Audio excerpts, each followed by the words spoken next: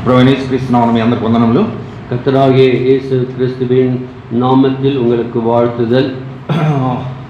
ప్రకటన గ్రంథము வெளிப்படுத்தின விசேஷம் ரெவலேஷன் 7వ అధ్యాయము 7ஆம் அதிகாரம் 7th சாப்டர். ప్రకటన గ్రంథము 7వ అధ్యాయము 17వ వచనం. రెవల్యూషన్ 7:17. வெளிப்படுத்தல் 7ஆம் அதிகாரம் 17ஆம் வசனம். ప్రకటన గ్రంథము 7వ అధ్యాయము 17వ వచనం. రెవల్యూషన్ 7:17. నేను చదువుతాను. ఏలయనగా సింహాసనం మధ్య నుండి గొర్రెపిల్ల వారికి కాపరి అయి జీవజలముల బుగ్గల యొద్దకు వారిని నడిపించును. దేవుడే వారి కన్నుల నుండి ప్రతి బాష్ప బిందువును తుడిచివేయును. சிங்காசனத்தின் மத்தியில் இருக்கிற ஆட்டுக்குட்டியானவரே இவர்களை மேய்த்து இவர்களை ஜீவ தண்ணீருள்ள ஊற்றுங்கள் அண்டைக்கு நடத்துவார். தேவன் தாமே இவருடைய கண்ணீர் யாவையும் துடைப்பார் என்றார். అదేవిధంగా బుక్ ఆఫ్ హెస్కేల్ எசேக்கியலின் புத்தகம் 34th చాప్టర్ எசேக்கியல் 34ஆம் அதிகாரம் 23వ వచనం. Ezekiel 34:23. Ezekiel 34:23. Book of Ezekiel 34:23. Ezekiel గ్రంథము 34:23వ వచనం నేను చదువుతాను. వాటిని మేపుటకై నేను నా సేవకుడైన దావీదును వారి మీద కాపరినిగా నియమించదను. అతడు వాటికి కాపరిగా ఉండి వాటిని మేపును. అదేవిధంగా 24వ వచనం. యెహోవానైన నేను వారికి దేవుడునైందును, నా సేవకుడైన దావీదు వారి మధ్య அதிபதிగా ఉండును. యెహోవానైన నేను మాట ఇచ్చి ఉన్నాను. அவர்களை மேய்க்கும்படி என் தாசனாகிய தாவீது என்னும் ஒரே மேய்ப்பனனை நான் அவர்கள் மேல் விசாரிப்பாய் இருக்க ஏற்படுத்துவேன். இவர் அவர்களை மேய்த்து இவரே அவர்களுக்கு மேய்ப்பனாய் இருப்பார். கர்த்தராகிய நான் அவர்களுக்கு தேவனாய் இருப்பேன்.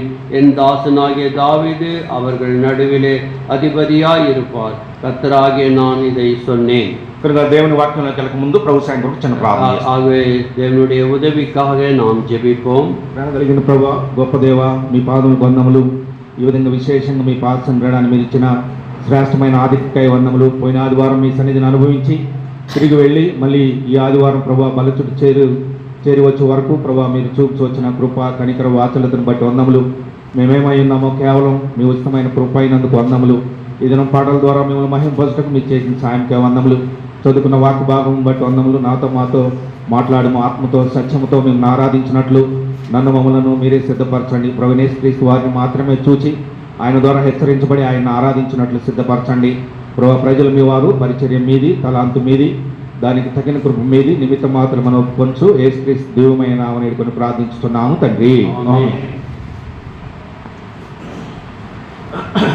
కాబట్టి మనం చదువుకున్న ప్రకటన గ్రంథం 7వ అధ్యాయంలో రాయబడిన మాట ప్రకారం நாம் ஏற்கனவே படித்த வெளிப்படுத்தல் 7ஆம் அதிகாரத்திலே பிரகாரம் గొర్రెపిల్ల వారికి కాపరి అనే మాటను చూసాం. ஆகவே அங்கே பார்க்கிறோம், సింహాసనத்தின் మధ్యలో ஆட்டுக்குட்டியானவரே, కనుక ఆయన మనను కాపరిగా కాపాడుచున్నాడు అనేది మనం చూసాం. ஆகவே அவர் மேய்ப்பனாக நம்மை பாதுகாக்கிறார் என்பதை நாம் வாசித்தோம். కనుక ఇంత ముందు మనం దీని మీద ధ్యానించినప్పుడు, இதற்கு முன்பாக நாம் தியானித்தோம், ఆయన ఆరంభం నుంచి ఏ విధంగా కాపరిగా మనల్ని కాపాడుచు నానా విధములుగా బయలుపరుచుకున్నాడో చూసాం. ஆகவே அவர் எப்படிப்பட்ட மேய்ப்பன், தன்னை எவ்வாறாக தன்னை வெளிப்படுத்தி நம்மை மேய்ப்பனாக காத்தார் என்று కార్యங்களை நாம் சிந்தித்தோம். కనుక మొట్టమొదటిగా మనం ఏం చేసామంటే గాడ్ ఈజ్ రియల్ షెపర్డ్, లేకపోతే గాడ్ ఈజ్ షెపర్డ్, యెహోవాయే కాపరి. ஆகவே கர்த்தரே மேய்ப்பர், அவரே உண்மையுள்ள ஒரு மேய்ப்பர். అది యెహెజ్కేలు గ్రంథము 34వ అధ్యాయం నుంచి మనం చూసాం. எசேக்கியல் 34ஆம் அதிகாரத்திலிருந்து அதை தியானித்தோம். కనుక రెండవదిగా యోహాను సువార్త 10వ అధ్యాయంలో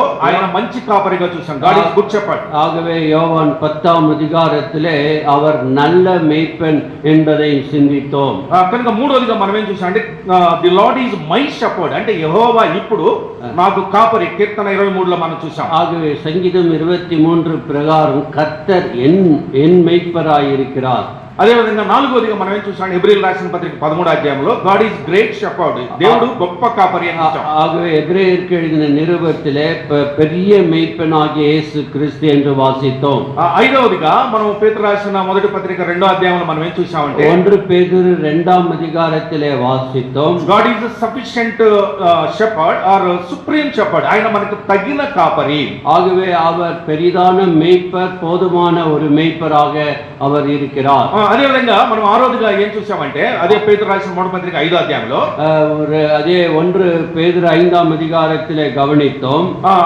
ఆయన చీఫ్ షెపర్డ్, ఆయన ప్రధాన కాపరిగా చూసాం. ஆகவே அவர் ஒரு பிரதான மேய்ப்பனாக கவனித்தோம். అదే విధంగా ఏడవదిగా మనం ఏం చూసామంటే ప్రకటన 22 ప్రకటన 7 ప్రకారము வெளிப்படுத்தல் 7:22 பிரகாரம் he is eternal shepherd, ఆయన నిత్యమైన కాపరి. அவர் நித்தியமான ஒரு மேய்ப்பனாய் இருக்கிறார். కనుక ఆయన కాపరిగా ఏ విధంగా బయలుపరుచుకున్నాడని 7 విషయాలు ఒక స్కెలెటన్ గా చూసాం. ஆகவே அவர் 7 விதமான மேய்ப்பனாக தம்மை வெளிப்படுத்தி காண்பித்தார் என்று தியானித்தோம். కనుక ఈ దినము 7లో మొట్టమొదటి దానిలో నుంచి మనం కొన్ని విషయాలను ధ్యానించాలి. ஆகவே அதிலே முதலாவது காரியத்தை இன்றைக்கு சற்று தியானிப்போம். కనుక మొట్టమొదటి మాట ఏంటంటే గాడ్ ఈజ్ రియల్ షెపర్డ్, లేకపోతే దేవుడే కాపరి. ஆகவே தேவனே உண்மையுள்ள ஒரு மேய்ப்பனாக இருக்கிறார். కనుక ఆయన ఏ విధంగా మరి నిజమైన కాపరిగా ఆయన ఏ విధంగా మనకు బయలుపరుచుకున్నాడో యెహెజ్కేలు గ్రంథం 34వ అధ్యాయంలో అనేకమైన విషయాలను చూడొచ్చు. ஆகவே அவர் எப்படி மெய்யான ஒரு மேய்ப்பனாக இருக்கிறார், தன்னை எப்படி அவர் வெளிப்படுத்தி காண்பிக்கிறார். కనుక యెహెజ్కేలు గ్రంథము 34వ అధ్యాయం ఎప్పుడు రాయబడిందంటే எசேக்கியேல் 34ஆம் அதிகாரம் எப்பொழுது எழுதப்பட்டது என்றால் இஸ்ராయేల్ బబులోను చెరలోనికి వెళ్ళిపోయారు.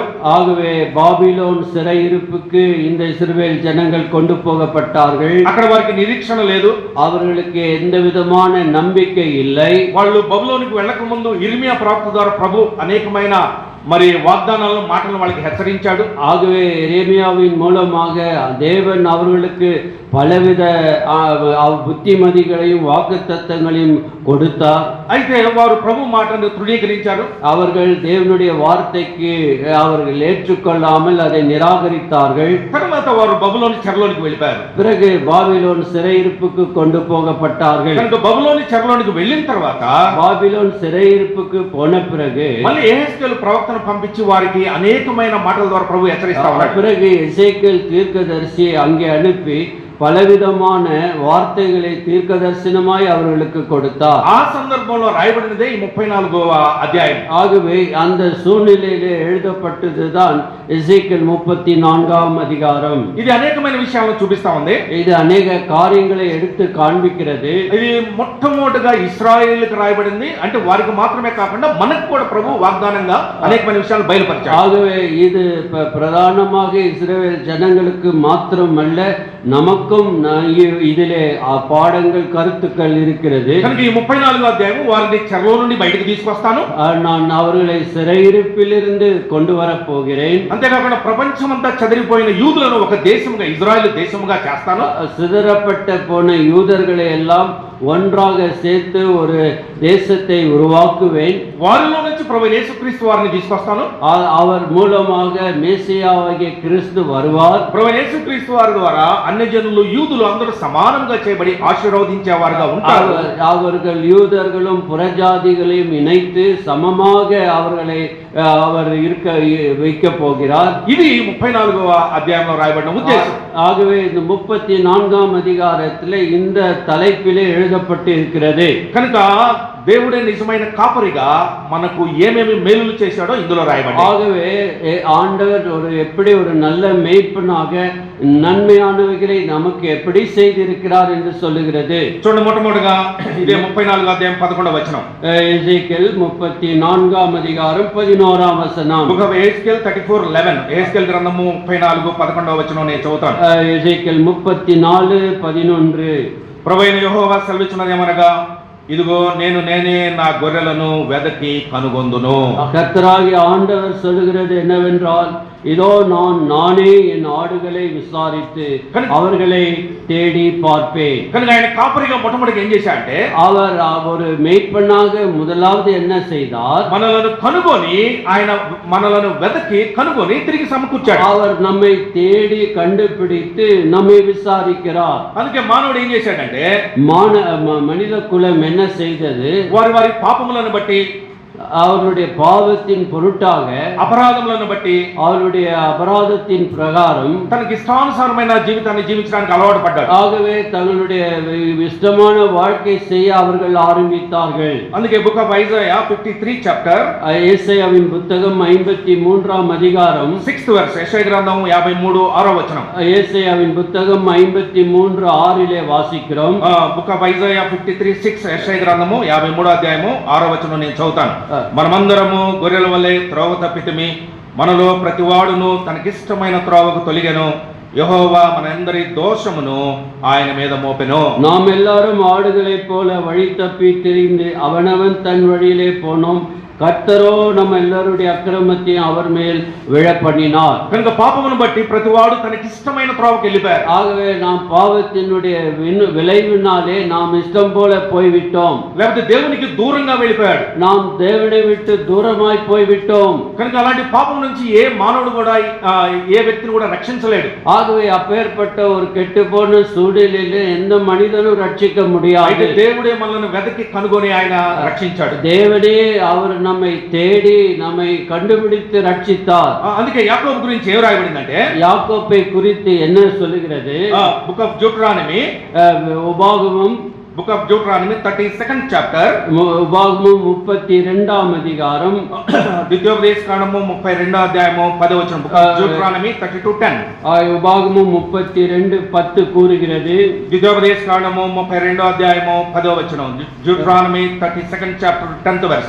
32:10 వాసిக்கிறோம். నేను చదువుతాను. అరణ్య ప్రదేశములోను భీకర ధ్వనిగల పాడైన ఎడారిలోను వానిని కనుగొని ఆవరించి పరామర్శించి తన కనుపాప వలె వాణ్ణి కాపాడెను. பாழான நிலத்திலும் ஊளையிடுதலுள்ள வெறுமையான அவாந்தர வெளியிலும் அவர் அவனை கண்டுபிடித்தார், அவனை நடத்தினார், அவனை உணர்த்தினார், அவனை தம் கண்மணி போல காத்தருளினார். కనుక పాడైన అరణ్యములోను, நாம் வெறுமையான அவாந்தரத்திலும், అంతేకాకుండా భీకర ధ్వనిగల ప్రదేశములోను, ஊளையிடுகிற வெறுமையான ஸ்தலத்திலிருந்தும் దేవుడు ఏం చేశాడంటే యాకోబును కనుగొని அவனை கண்டு పరామర్శించి அவனை நடத்தி కాపాడాడు, காப்பாற்றினார். కనుక యాకోబును మాత్రమే కాకుండా మనల్ని కూడా ఆ విధంగా అనేకమైన విధములుగా ఆయన వెదకి కనుగొన్నాడు. ஆகவே யாக்கோப்புக்கு மாத்திரம் இது அல்ல, நாம் ஒவ்வொருவரையும் பலவித சூழ்நிலைகளிலே நம்மை கண்டுபிடித்தார். అందుకే రక్షణ ఔన్నత్యం అనే పాట ఈ అధ్యాయం మీద రాయబడింది. ஆகவே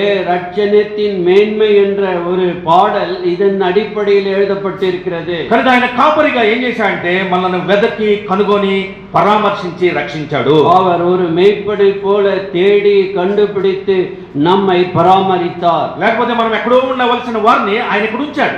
ஆகவே நாம் எங்கேயோ இருக்க வேண்டியவர்களை நம்மை கொண்டு வந்திருக்கிறார். కనుక మనం గొర్రెల వలె తప్పిపోయినప్పుడు ఆయన కాపరి వలె మనల్ని కాపాడాడు. ஆகவே ஆடுகளைப் போல வழி தப்பி திரிந்தோம், மேய்ப்பன் நம்மை கண்டுபிடித்தார். దాన్ని బట్టి ప్రభువా యాకోబు వలె నేను కూడా అరణ్యంలో ఉన్నప్పుడు నన్ను కాపాడావు, నా పాపముల అపరాధములను క్షమించి నన్ను సమకూర్చవని మనం ప్రభువుని ఆరాధించబద్దులమైనా. ஆண்டவரே, யாக்கோபை போல நான் அலைந்தவனாக ஊழையிடுகிற வனாந்தரத்திலே கெட்டு போனேன், அவனை கண்டுபிடித்தது போல என்னை கண்டுபிடித்தபடியால் உம்மை ஸ்தோத்தரிக்கிறேன். ఇది మొట్టమొదటిది. రెండవదిగా ఇదే 34వ అధ్యాయము 14వ వచనం. అదే ఉபாగము 14th verse. మన్నికను ఎజేకియల్ 34:14 వచనం. మనం ఎక్కడికి వెళ్ళినా ఇక్కడికి వస్తాం, ఇక్కడ చేయబెట్టుకోండి. ஆகவே நாம் எங்கு போனாலும் இந்த 34ஆம் அதிகாரத்திற்கு திரும்ப திரும்ப வரப்போகிறோம். కనుక book of Ezekiel 34th chapter 14th verse. Ezekiel గ్రంథము 34:14వ వచనం. ఎజేకియల్ 34:14 విధமாக కూறுகிறது.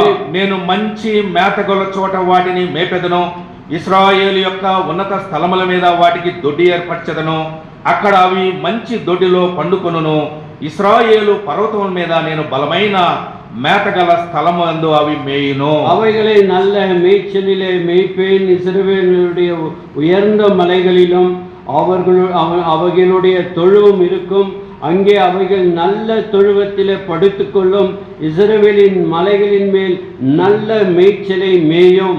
కనుక రెండవదిగా మంచి దొడ్డిలో వాటిని పరుండబెట్టాడు. ஆகவே இங்க பார்க்கிறோம், அங்கே நல்ல தொழுவத்திலே படுத்துக்கொள்ள செய்கிறார். అంతేకాకుండా మంచి మేతగల స్థలం, మంచి మేతతో వాటిని తృప్తిపరుస్తా ఉన్నాడు. ஆகவே நல்ல மேய்ச்சலை இருக்கக்கூடிய இடத்திலே அதற்கு திருப்தியை கொடுக்கிறார். కనుక ఇది ఆత్మీయంగా దేన్ని చూపిస్తా ఉందంటే, ஆவிக்குரிய ரீதியிலே என்ன காட்டுகிறது? మనలను సంఘముగా సమకూర్చడానికి చూపిస్తా ఉంది. ஆகவே தேவன் நம்மை ஒரு சபையாக சேர்த்து பராமரிக்கிறவராய் இருக்கிறார். అందుకే దేవుడు తన స్వరక్తం ఇచ్చి సంపాదించిన సంఘం అని రాయబడి ఉంది. அதனாலே தான் நாம் வாசிக்கிறோம், தன்னுடைய சுய ரத்தத்தினாலே சம்பாதித்து கொண்ட சபையை ఆయన కనుగొని మనల్ని పరామర్శించి అదే విధంగా వదిలేలేదు.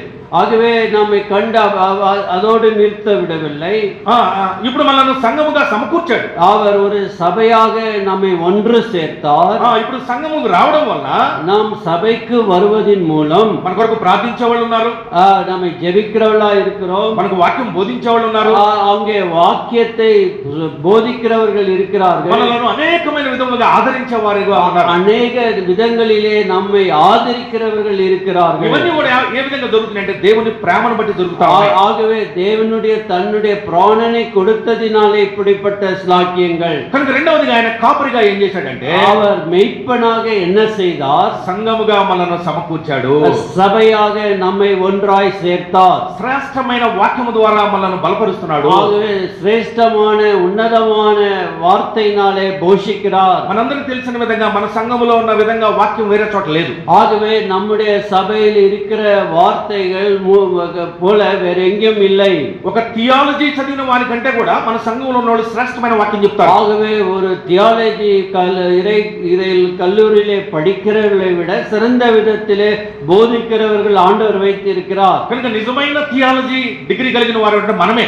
ஆகவே உண்மையான ஒரு இறையில் நிபுணராய் இருப்பது படித்ததினால் அல்ல, நாம் படிக்காதவர்கள் ஆண்டவர் அப்படி செய்திருக்கிறார். కనుక మంచి స్థలములో మంచి మేతగల చోట్ల మనలో ఆయన స్థిరపరిచాడు. ஆகவே நல்ல மேய்ச்சலுள்ள இடங்களிலே தேவன் நம்மை சேர்த்திருக்கிறார். కనుక మొట్టమొదటిగా ఆయన కనుగొని మనలను పరామర్శించాడు, அவர் நம்மை பராமரிக்கிறார். రెండవదిగా మనల్ని సంఘముగా సమకూర్చాడు, அவர் சபையாக ஒன்றாய் சேர்க்கிறார். మంచి మేత, మంచి శ్రేష్టమైన వాక్యం ద్వారా నింపుతా ఉన్నాడు. ஆகவே சிரேஷ்டமான வார்த்தையினாலே போஷிக்கிறார்.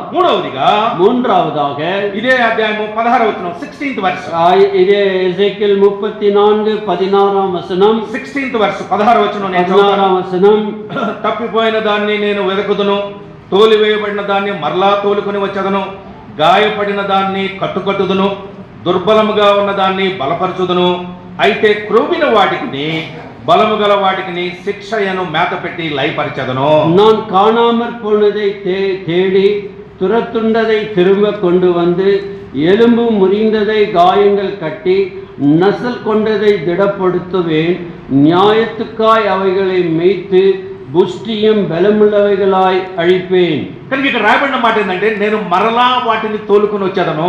ஆகவே இங்க வாசிக்கிற மறுபடியுமாக திரும்ப கொண்டு வந்து, మనం రక్షించబడ్డాము, நாம் ரட்சிக்கப்பட்டிருக்கிறோம், మనం సంఘానికి వస్తా ఉన్నాము, நாம் சபைக்கு வந்து கொண்டிருக்கிறோம். ఒక్కొక్కసారి అనేకమైన విషయాలను బట్టి మనం తప్పిపోయిన వారు ఉంటాం. ஆகவே அநேக விஷயங்களிலே நாம் தவறி போய் விடுகிறோம். దేవుని మందిరానికి రాకుండా దూరంగా వెళ్ళిపోయాం, நாம் தேவனுடைய வீட்டுக்கு வராமல் தூரமாய் போய் விடுகிறோம். దేవుని వాక్యం చదివే వారంగా లేము, தேவனுடைய வார்த்தை படிக்கிறவளா இல்லை. ఒక మాట చెప్పాలంటే రక్షించబడినప్పటికీ లోకానుసారంగా జీవిస్తూ వచ్చాం కొన్ని పరిస్థితులను బట్టి. ஆகவே உலகத்தாரை போல நாம் சூழ்நிலைகளினாலே அப்படி வாழ்ந்து விட்டோம். అలాంటి సమయంలో కూడా ప్రభు మళ్ళీ తిరిగి సమకూర్చాడు. அப்பேற்பட்ட ஒரு சூழ்நிலையிலே தேவன் மறுபடியும் திரும்ப நம்மை கொண்டு வருகிறார். అంతేకాకుండా మన రోగము నుంచి మనల్ని స్వస్థపరిచాడు. ஆகவே நம்முடைய சுகத்தை கொடுத்து ஆதரித்தார். కనుక ప్రతి విధమైన రోగము నుంచి ఆయన విడిపించాడు. நம்மை பலவித வியாதி பாதைகளில் இருந்து தேவன் காப்பாற்றினார். శారీర సంబంధమైన రోగము నుంచి స్వస్థపరిచాడు. சரீர ரீதியா இருக்கிற அனாரோக்கிய పరిస్థితిயிலிருந்து சுகத்தை கொடுக்கிறார். మానసికమైన రోగము నుంచి కూడా ఆయన మనల్ని విడిపించాడు. மனநிலை அழுத்தத்திலிருந்து விடுதலை கொடுக்கிறார். అందుకే చూడండి ఇర్మియా గ్రంథము 33వ అధ్యాయము, book of Jeremiah 3rd chapter, Jeremiah 33ஆம் அதிகாரம், book of Jeremiah 33, 6 and 7 verses. ஆகவே 33, 6, 7 వచనங்கள். బుక్ ఆఫ్ జెరమయా 33, 6 and 7, ఇర్మియా గ్రంథము 33వ అధ్యాయము 6-7 వచనాలు నేను చదువుతాను. 37:6-7 వాసిக்கிறார். నేను దానికి ఆరోగ్యమును స్వస్థతను మరలా రప్పించుచున్నాను, వారిని స్వస్థపరుచున్నాను, వారికి సత్య సమాధానములు సమృద్ధిగా బయలుపరచదను, చెరలో నుండిన యూదా వారిని ఇశ్రాయేలు వారిని నేను రప్పించుచున్నాను, మొదట నుండినట్లు వారిని స్థాపించుచున్నాను. இதோ நான் அவர்களுக்கு சௌக்கியமும் ஆரோக்கியம் வரப்பண்ணி அவர்களை குணமாக்கி அவர்களுக்கு பரிபூர்ண சமாதானத்தை சத்தியத்தை வெளிப்படுத்துவேன். நான் யூதாவின் சிறையிருப்பும் இஸ்ரவேலின் சிறையிருப்பும் திருப்பி முன்னிருந்தது போல அவர்களை கட்டுவித்து. ఇక్కడ ఏం రాయబడిందంటే మొదట ఉండినట్లు వారిని మళ్ళీ తిరిగి సమకూర్చెదను. ஆகவே அந்த பதம் வாசிக்கிறோம், முன்னிருந்தது போல அவர்களை கட்டுவித்து. కనుక అనేకమైన తప్పిదాల నుంచి హి రీస్టోర్డ్ us అంటే తిరిగి సమకూర్చాడు. நம் அநேக வழிகளிலே தவறி போனவர்களை மறுபடியுமாக தேவன் மறுபடியும் அதே ஸ்தானத்திற்கு வந்து கட்டுவித்தார். అంతేకాకుండా మన రోగం నుంచి స్వస్థపరిచాడు. நம்முடைய ரோகத்தில் இருந்து ஸ்வஸ்தத்தை கொடுத்தார். మరలా నేను దానికి ఆరోగ్యమును ఇచ్చుతున్నాను, நான் సౌఖ్యமும் ఆరోగ్యం கொடுப்பேன். కనుక ఆ విధంగా ఆయన శారీరక సంబంధమైన స్వస్థతను దయచేశాడు. நாம் சரீர ரீதியிலே சௌக்கியத்தையும் ஆரோக்கியத்தையும் கொடுத்தார். అదే విధంగా మానసికమైన పరిస్థితుల నుంచి కూడా అలాంటి రోగం నుంచి కూడా మనల్ని విడిపించాడు. நாம் இந்த அதாவது மன ரீதியிலே நமக்கு இருக்கிற ஆரோக்கியத்தையும் தேவன் கொடுத்தார். చూడండి, ఫస్ట్ పీటర్ 1 பேதுரு రాసిన మొదటి పత్రిక 1 பேதுரு 1ஆம் அதிகாரம் 18వ వచనం. 1 பேதுரு 1ஆம் அதிகாரம் 18ஆம் வசனம். First Peter first chapter 18th verse. పేతురు రాసిన మొదటి పత్రిక 1 பேதுரு 1ஆம் அதிகாரம் 18ஆம் వచనం. నేను చదువుతాను. పితృ పారంపర్యమైన మీ వ్యర్థ ప్రవర్తనను విడిచిపెట్టినట్లుగా వెండి బంగారముల వంటి క్షయ వస్తువుల చేత మీరు విమోచింపబడలేదు కానీ 19th వర్స్, అమూల్యమైన రక్తము చేత అనగా నిర్దోషమును నిష్కళంకమునగు గొర్రెపిల్ల వంటి క్రీస్తు రక్తము చేత విమోచించబడతారని మీరు ఎరుగుదురు కదా. உங்கள் முன்னோர்களால் பாரம்பரியமாய் நீங்கள் அனுசரித்த வந்த வீணான நடத்தை நின்று அழிவுள்ள வஸ்துக்களாகிய வெள்ளினாலும் பொன்னினாலும் மீட்கப்படாமல் குற்றமில்லாத மாசற்ற ஆட்டுக்குட்டியாகிய கிறிஸ்துவின் விலையேறப்பெற்ற இரத்தத்தினாலே மீட்கப்பட்டிருக்கிறீர்கள் என்று அறிந்திருக்கிறீர்களே. కనుక 18వ వచనంలో ఏం రాయబడిందంటే 19ஆம் వచనத்தில் என்ன எழுதப்பட்டிருக்கிறது? పితృ పారంపర్యమైన మీ వ్యర్థ ప్రవర్తనను విడిచిపెట్టినట్లు. ஆகவே உங்கள் முன்னோர்களால் பாரம்பரியமாய் நீங்கள் அனுசரித்த வந்த வீணான நடத்தையிலிருந்து. కనుక పితృ పారంపర్యమైన వ్యర్థ ప్రవర్తన అంటే, ஆகவே முன்னோர்கள் பாரம்பரியம் என்றால் என்ன? మన సాతానుడు మన పితరుడు, நம்முடைய சாத்தான் நம்முடைய பிதா, ఇశ్రాయేలు మన పితరులు, இஸ்ரேல் பிதாக்கள், అంతేకాకుండా మన తల్లిదండ్రులు కూడా మన పితరులు. ஆகவே நம்முடைய தந்தை தாய் கூட முற்பிதாக்கள். కనుక వీరి యొక్క స్వభావ లక్షణాలన్నీ మనకు వస్తా ఉంటాయి. ஆகவே அவர்கள் செய்த சுவாபம் எல்லாம் நமக்கு வந்து விடுகிறது. అయితే ఇప్పుడు తన రక్తం ద్వారా వీటన్నిటి నుంచి విడిపించాడు. ஆகவே ஆண்டவர் தம்முடைய ரத்தத்தினாலே இவைகளிலிருந்து விடுவிக்கிறார். మన తల్లిదండ్రులకు షుగర్ ఉందంటే ఆటోమేటిక్ గా మనకు కూడా షుగర్. ஆகவே ஒருவேளை தகப்பனுக்கு சுகர் இருந்தால் நமக்கும் அதை கொடுத்து விடுகிறார். నాకు తెలిసిన ఒక సోదరుడు ఉన్నాడు, எனக்கு தெரிந்த ஒரு சகோதரன் இருக்கிறார். వాళ్ళ అమ్మకి మెంటల్ వచ్చింది, అంటే మానసికమైన జబ్బు. அவருக்கு மனநிலையிலே பாதிப்பு ஏற்பட்டது. అదే జబ్బు వాళ్ళ ఇంట్లో పెద్ద అబ్బాయి కూడా వచ్చింది. ஆகவே அவருடைய மகனுக்கு பெரிய குமாரனுக்கும் அந்தவித மன நிலை வந்தது. డాక్టర్ దగ్గరికి వెళ్ళాడు. டாக்டருக்கு இடம் போனார்கள். అప్పుడు మీ ఇంట్లో ఎవరికైనా ఈ జబ్బు ఉందా అని అడిగాడు. ஆகவே ஹெரிடிட்டரி, உங்களுக்கு பாரம்பரியத்திலே யாராவது இது மாதிரி வியாதி இருந்ததா என்று டாக்டர் கேட்டார். అప్పుడు మా అమ్మకే ఉందని చెప్పాడు. அவர்கள் சொன்னார்கள், என் தாயாருக்கே இருக்கிறது. మీ అమ్మకు ఉండి ఇది నీకు తప్పకుండా వస్తుంది అన్నాడు. ஆகவே உன் தாய்க்கு வந்தால் உனக்கும் வருவதற்கு வாய்ப்புகள் இருக்கிறது. ఆయనకి ఏం చేయాలో అర్థం కాలేదు. அவருக்கு என்ன செய்ய வேண்டும் புரியவில்லை. అప్పుడు ఈ 18వ వచనం చదివాడు ఒకసారి వాక్యం చదువుతూ. ஆகவே அவர் வேதத்தை படிக்கும் போது 1 பேதுரு 1:18 வாசித்தார். ఇప్పుడు దాని మీద చెయ్యి పెట్టి அதன் மீது கை வைத்து, ప్రభువా పితృ పారంపర్యమైన వ్యర్థ ప్రవర్తన నుంచి విడిచిపెడతానన్నావు. ஆகவே உங்கள் முன்னோர்களால் பாரம்பரியமாய் நீங்கள் அனுசரித்த வீணான நடத்தையிலிருந்து வெளியே வர வேண்டும் என்று சொல்லியிருக்கிறாய். ఇప్పుడు మా అమ్మ నుంచి వచ్చిన జబ్బు నుంచి నన్ను విడిపించు ప్రభు అని ప్రార్థన చేశాను. ஆகவே ஆண்டவரே, என்னுடைய தாயின் மூலம் வந்த இந்த வியாதியை நீக்கி போடும் என்று கேட்டார். ఇప్పుడు ఆ వ్యక్తిని దేవుడు స్వస్థపరిచాడు. அந்த சகோதரரை தேவன் ஸ்வஸ்தப்படுத்தினார். ఇప్పుడు అలాంటి సిమ్టమ్స్ కూడా లేవు. இப்போது அந்த விதமான அறிகுறிகள் இல்லாமல் சுகமாய் இருக்கிறார். వాళ్ళ అమ్మ కళ్ళ ముందు ఏం కనపడతాయి అంటే, அவர்கள் அம்மாவுக்கு கண் முன்னாக என்ன காணப்பட்டது? వేరే వాళ్ళు ఒకరినొకరు చంపుకోవటం, ஆகவே கொலை செய்கிற காட்சி, 24 గంటలు రక్తం కళ్ళ ముందు కనపడటం, அவர்களுக்கு முன்பாக ரத்தமே காணப்படுகிறது. పోలీసులు ఇంటి చుట్టూ తిరిగినట్టుగా அவர்களை வீட்டு சுற்றிலும் போலீஸ்காரர்கள் சுற்றி இருக்கிறார்கள். ఈయన కూడా అలాంటివే వచ్చినాయి. இதே போல இந்த அவருக்கும் வந்து விட்டது. అయితే ఈ వాక్యము వీటన్నిటి నుంచి తనను విడిపించింది. அவருக்கு இந்த வார்த்தையின் மூலம் விடுதலை கொடுத்து வந்தது. కనుక మానసికమైన జబ్బు నుంచి ఆయన సంపూర్ణంగా మనల్ని విడిపించగలడు.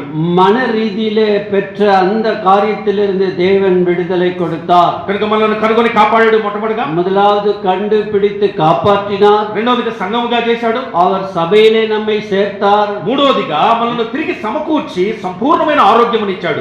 திரும்ப நம்மை அதே இடத்திற்கு கொண்டு வந்து ஆரோக்கியத்தை கொடுத்தார். நான்காவதாக 25th verse 25వ వచనం, அது எசேக்கியேல் 34:20, యెహెజ్కేలు గ్రంథము 34:25వ వచనం, 25th verse, 25వ వచనం, బుక్ ఆఫ్ యెహెజ్కేలు 34:25, యెహెజ్కేలు గ్రంథము 34వ అధ్యాయము 25వ వచనం నేను చదువుతాను.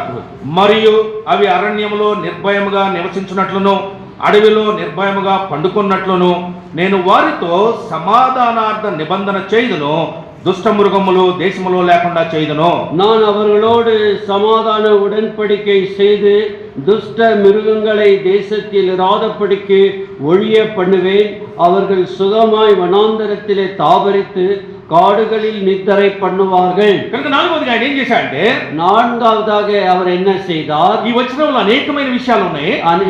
இந்த వార్తయిலே అనేక కార్యங்கள் అடங்கி இருக்கிறது. అయితే సమాధానార్థమైన నిబంధనను చేశాడు. அவர் సమాధాన ఉடன்பడిக்கையை செய்து, కనుక మిమ్మల్ని ఎప్పుడు ఈ విధంగా మళ్ళీ చెరలోనికి పంపించను, சிறையிருப்பில் இருந்து எப்படி வெளியே கொண்டு வந்து మిమ్మల్ని ఈ విధంగా ఎప్పుడు శిక్షించను, இப்போது அதே விதமான சிக்ஷை உங்களுக்கு கொடுக்க மாட்டேன். మీకు ఒక సరియైన మార్గమును నేను చూపిస్తాను, நான் சரியான ஒரு பாதை உனக்கு காட்டுவேன். అంటే ఇదే వచనంలో ప్రభువైన యేసుక్రీస్తు వారు ఏ విధంగా మానవుడిగా రాబోతున్నాడు అనేది కూడా మనం చూడవచ్చు. ஆகவே ஆண்டவர் எப்படி அவர் மனித குலத்திலே பிறப்பார் என்றும் சொல்லப்பட்டிருக்கிறது. అంటే సమాధానార్థమైన నిబంధన అంటే సమాధాన ఉடன்பడిக்கை என்று சொல்லும்போது, చూడండి హెబ్రీయులకు రాసిన పత్రిక 8వ అధ్యాయం, book of Hebrews 8th chapter, எபிரேயருக்கு எழுதின நிருபம் 8ஆம் அதிகாரம், book of Hebrews 8th chapter, 8ஆம் அதிகாரம், హెబ్రీయులకు రాసిన పత్రిక 8వ అధ్యాయము మొట్టమొదటిగా 8వ వచనం, తర్వాత 10వ వచనం, 8ஆம் వచனத்தை பிறகு 10ஆம் వచనం, బుక్ ఆఫ్ హీబ్రూస్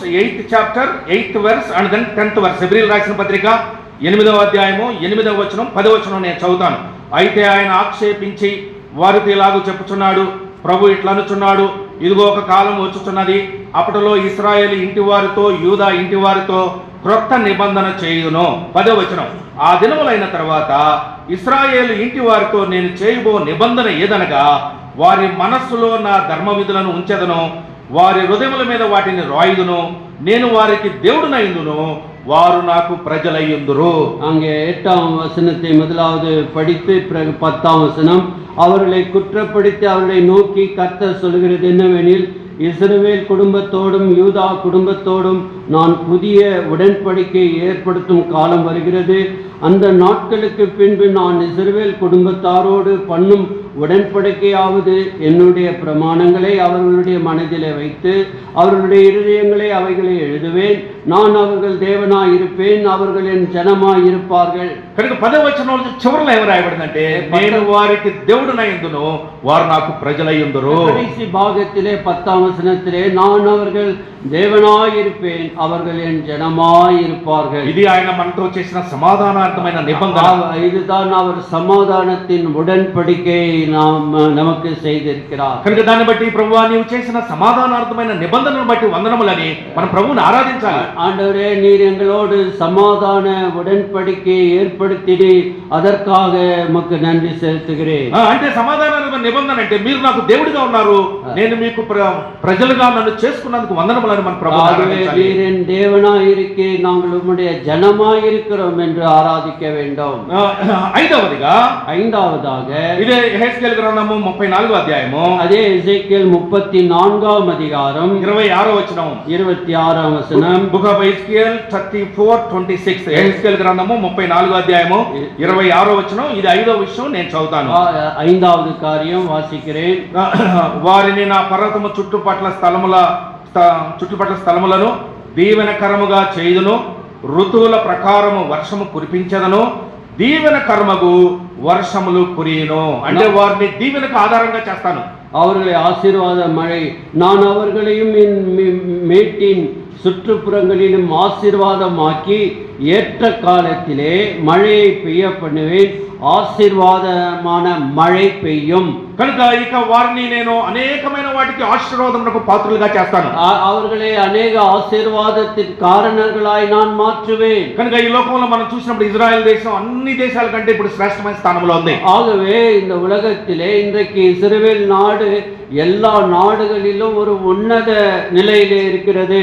కనుక ఒక ఎడారిని ఫర్టైల్ ల్యాండ్ గా మార్చేశారు వాళ్ళు. ஆகவே ஒரு வனாந்திரமான இடத்தை அவர் அருமையான காரியத்தை மாற்றுகிறார். కనుక మన జీవితంలో కూడా ఎండిపోయిన మన జీవితాన్ని ఫలవంతంగా చేశాడు. ஆகவே நம்முடைய வறண்டு போன வாழ்க்கையை அவர் மிக நீர்ப்பாய்ச்சல ஒரு இடத்தை போல மாற்றி இருக்கிறார். అంతేకాకుండా మనల్ని ఆశీర్వదించాడు, అనేకులకు ఆశీర్వాదకరంగా చేశాడు. அவர் நம்மை ஆசீர்வதித்திருக்கிறார், அநேகருக்கு ஆசீர்வாத காரணங்களாய் வைத்திருக்கிறார். అందుకే యేసుప్రభు పునరుద్ధరణై తిరిగి లేచినప్పుడు, அவர் உயிர்த்தெழுந்த இயேசு கிறிஸ்து எழுந்தபோது ఆయన వారిని బేతనీ వరకు తీసుకువెళ్ళి ఆశీర్వదించిన அவர்கள் பெத்தியாவுக்கு அவர்களோடு நடந்து அவர்களை ஆசீர்வதித்தார். ఆదికాండం 24వ అధ్యాయంలో, அதே லூக்கா 24ஆம் அதிகாரத்திலே, ஜெனிசிஸ் 24 சாப்டர், மன்னிக்கணும், ஆதியாகமம் 24 படிக்கும்போது, అబ్రహామును అన్ని విషయములలో ఆశీర్వదించెను. ஆபிரகாம் எல்லா விதத்திலும் தேவன் ஆசீர்வதித்தார். కనుక మనను ఆయన కాపరిగా అన్ని విషయములలో ఆశీర్వదించాడు. அவர் எல்லா விதத்திலும் நல்ல மேய்ப்பனாக ఆశీర్వదిத்திருக்கிறார். ஆறாவதாக ఇదే 34వ అధ్యాయము 28వ వచనం, 34:28 28th verse, యెహెజ్కేలు గ్రంథము 34వ అధ్యాయము 28వ వచనం, బుక్ ఆఫ్ యెహెజ్కేల్ 34:28 చాప్టర్ నేను చదువుతాను. ఎజేకియల్ 34:28 వాసిக்கிறேன். ఇక వారు అన్ని జనులకు దోపుడు సొమ్ముగా ఉన్నరు, దుష్ట మృగములు వారిని భక్షింపవు, ఎవరి వలన భయము లేకుండా వారు సురక్షితముగా నివసించెదరు. இனி அவர்கள் புறஜாதிகளுக்குள்ளே கொள்ளையாவதில்லை, பூமியின் மிருகங்கள் அவர்களை பட்சிப்பதும் இல்லை, தத்தளிக்க பண்ணுவார், இல்லாமல் சுகமாய் தங்குவார்கள். అంటే వారికి నెమ్మది అయిన జీవితాన్ని దయచేశాడు. அவர்களுக்கு சுகமான நிம்மதியான வாழ்க்கை கொடுப்பார். ఇప్పుడు ఇజ్రాయెల్ దేశంలో యుద్ధం జరుగుతున్నప్పటికీ, இப்போது இஸ்ரேல் நாட்டிலே பெரிய யுத்தம் நடந்து கொண்டு இருக்கிறது. వాళ్ళ పిల్లలు వీధుల్లో ఆడుకుంటా ఉంటారు. அவர்களுடைய பிள்ளைகள் வீதிகளிலே ஆடிக்கொண்டிருக்கிறார்கள். మనకు కూడా మన ఇంటి చుట్టుపక్కల మనం పని చేసే చోట అనేకమైన చోట్ల శత్రువులు ఉన్నప్పటికీ, ஆகவே நம்மை சுற்றிலும் அநேக எதிரிகள் இருந்தாலும் ఆయన మనకు నెమ్మదిని దయచేశాడు. அவர் நமக்கு உள்ளத்திலே ஒரு நிம்மதி கொடுத்திருக்கிறார். కనుక వీటన్నిటి నుంచి ఆయన మనల్ని విడిపించాడు. இவைகளிலிருந்து தேவன் நம்மை விடுவிக்கிறார். అందుకే బైబిల్ స్టడీలో చూసాం, మనలో ఉన్నవాడు లోకంలో ఉన్నవాని కంటే గొప్పవాడు. நம்ம வேத ஆராய்ச்சியிலே நமக்குள்ளே உலகத்தில் இருக்கிறவனை காட்டிலும் நமக்குள்ளே இருக்கிறவர் பெரியவர். ఏడవదిగా చివరిగా, ஏழாவது கடைசியாக 29th verse 29వ వచనం, 29ஆம் வசனம், ఇదే బుక్ ఆఫ్ యెహెజ్కేల్ 34:29, యెహెజ్కేల్ గ్రంథము 34:29. எசேக்கியேல் 34:29. మరియు వారి యొక్క దేశములో కరువు కలిగి నశింపకుండాను, అన్యజనుల వలన వారికి అవమానము ప్రాప్తించకుండాను, వారి ప్రఖ్యాత కొరకై తోటనొకటి నేను ఏర్పరచదను. நான் அவர்களுக்கு கீர்த்தி பொருந்திய ஒரு நாற்றை எழும்ப பண்ணுவேன், அவர்கள் இனி தேசத்தில் பஞ்சத்தால் வாரிக்கொள்ளப்படுவதும் இல்லை, இனி புறஜாதிகள் செய்யும் அவமானத்தை சுமப்பதும் இல்லை.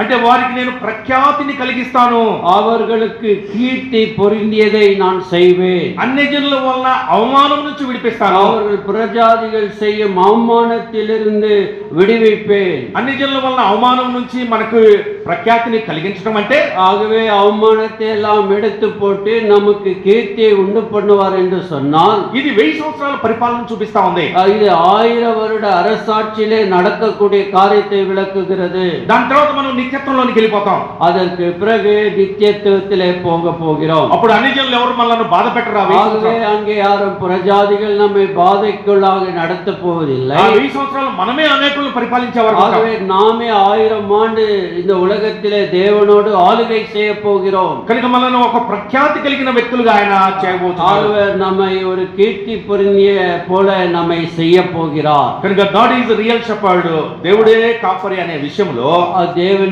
நமக்கு மேய்ப்பனாய் இருக்கிறார். ఆయన మొట్టమొదటిగా మనల్ని వెదకి కనుగొని రక్షించాడు. அவர் முதலாவது நம்மை தேடி கண்டுபிடித்தார். రెండవదిగా సంఘంగా చేసి మంచి వాక్యం ఇచ్చాడు. அவர் சபையிலே சேர்த்து நல்ல மேய்ச்சலை கண்டடை செய்தார். మూడవదిగా మనం తప్పిపోయినప్పుడు సంపూర్ణంగా సమకూర్చి అన్ని విధములుగా స్వస్థపరిచాడు. ஆகவே நாம் வழி தவறி திரும்பி நம்மை கொண்டு வந்து சேர்த்தார்.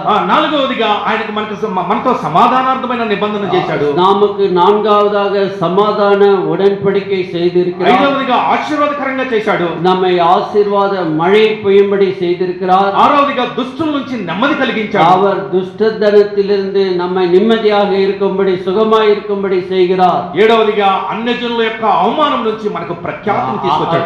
அந்நிய மக்களிலிருந்து நம்முடைய அவமானத்தை எடுத்து போடுகிறார். కనుక వీటన్నిటినీ మరి కలిపి ఒకే ఒక వాక్యంలో చదివి మనం ఆరాధన. ஆகவே எல்லாவற்றையும் இந்த 7 காரியங்களை இணைத்து ஒரே வார்த்தையிலே நாம் ஆராதிப்போம்.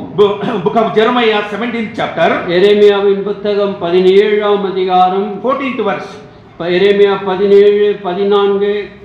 Book of జెరమయా 17:14. Book of జెరమయా 17:14. ఇర్మియా గ్రంథము 17వ అధ్యాయము 14వ వచనం అందరం కలిసి చదువుకుందాం.